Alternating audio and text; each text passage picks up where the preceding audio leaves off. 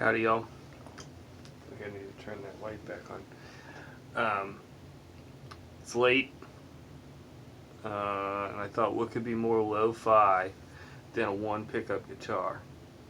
So real quick, I'm going to explain the wonder and mystery of the Fender Esquire to you. It's not really a Fender Esquire, because it was kind of hand assembled. This guitar is called Barney because the wood here for the body came from my friend Ben Atkinson, from his family's farm. It was their barn that had been down on their property in Owington, Kentucky for, I guess over 100 years. Old this wood is. This is oak. They knocked down the barn a few years ago, and he salvaged the wood. He shaped it up, planed it, put it together, and then my dad and I kind of finished it off. My dad is a woodworker. He makes flintlock long rifles, kind of from a block of wood. Really good with the woodworking skills. So he kind of helped finish off all the smoother edges that we needed, but it still got some gnarl in it. There were like nail holes like that one there that he filled in, kind of, made it so it wasn't going to be a splinter machine. And then I bought the neck from All Parts, and friend Dylan up in Cleveland. I was on the road like a month before I was going to finish this guitar. We were in Cleveland en route to New York City, and he came out to see us at the Beachland Tavern. What's up, man? And he told me he was winding pickups, and I said, man, I could use a pickup for a guitar that I'm putting together. So he wound me this one. It's kind of like a Texas Special, and it sounds killer. And then pick guard has this is a loose Cobra sticker from Tolono, Illinois, one of my favorite places in the world. It's up to all of our loose Cobra friends, Matt and Coulter, Ward, Bob Run and Sound, everybody else that comes out to see us when we're in and around Champaign. Miss everybody. And then recently I got a thing of stamps, and I put Marvin Gaye on there because he's the best. And that's Barney. And then the other thing that just happened with this guitar is that Jamonn Zeller, who, if you're around Cincinnati, he's a luthier,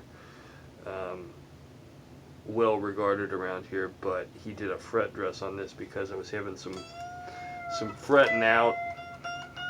Basically, since I got this, the neck, the radius was just a little strange. So when you would bend up, it would kind of pinch off the note, and you'd have to kind of go through it.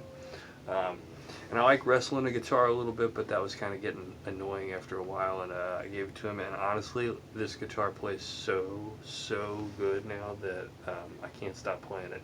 It just feels like butter. The frets are so smooth that I'm trying to rethink my whole technique so that I don't dig in so much that I gouge them out.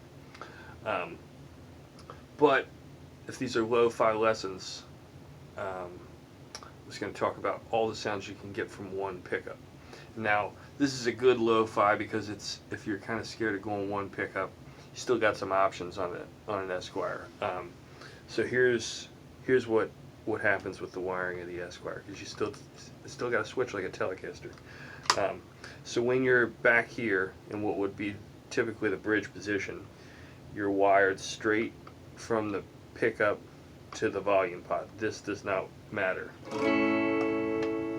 The tone doesn't, okay? And what you get is what like a guy like Eddie Van Halen wanted. The Van Halen guitar, it's just pickup straight to the volume pot. No tone, and you get a big wide open sound, and especially at loud, you're not going to be able to tell in here, but if you at louder volumes, it gets this kind of like crystalline feel to it that's really, really great. But it can be a little kind of piercing in that way that a Telecaster Esquire, the bridge pickup, always is. So if you move it to this middle position, it activates the tone control. And you can hear just by moving that, so I've got the tone rolled off quite a bit here to hear the difference.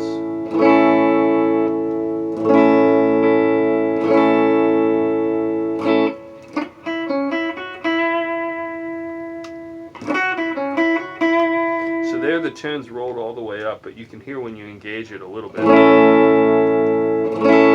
You can hear just a tiny bit of treble just drops off when you engage the tone, and that's what I'm talking about, that straight, straight to the source thing when you're all the way back here is different than just having the tone all the way up, because you're changing the pathway, you're changing the signal. And so then on an original Esquire, they had like the tone rolled all the way off, and I think there was a capacitor, a resistor, something in there. But on this, I have what's called the Eldridge mod, which, or some people call it the cocked-wah sound. So when you go up here, it's got I think it's a capacitor. I'm not good at that, but it gives it kind of like a almost out of phase kind of feel, like a.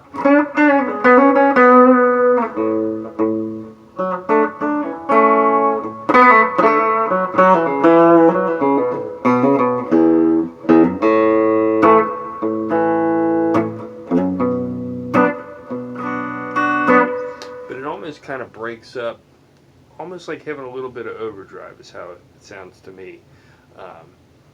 And especially if you add overdrive to it, it gets this real kind of squishy, weird sound to it. But it's a lot of fun, and I have taken this out a bunch of times since I got it all put together and played it for most of the night, and I've never, for the most part, wanted that neck pickup other than a little bit of slide. I kind of like the sound of the neck pickup for slide more, but it's a good challenge to just kind of have to figure it all out with one pickup. But that's what an Esquire does. And that song that I was playing at the beginning, it's called Blue Camel, and it's going to be on a Mavis guitar single that's going to be digitally released on June 5th. I'll have the link. You can pre-order it. That's a little bit of what it sounds like. And I was going to say, it was kind of from the seeds of watching all these homeschooling with Tom Bukovac on YouTube, which is kind of why I'm doing this too. I just thought, guy's sitting in his garage, telling what he knows, and I thought if we all did that a little bit, it helps us communicate, especially in a time when people aren't getting out and seeing each other as much. And yeah, that's what we're doing. But if anybody gets the word to Tom, Blue Camel, it's for you, man.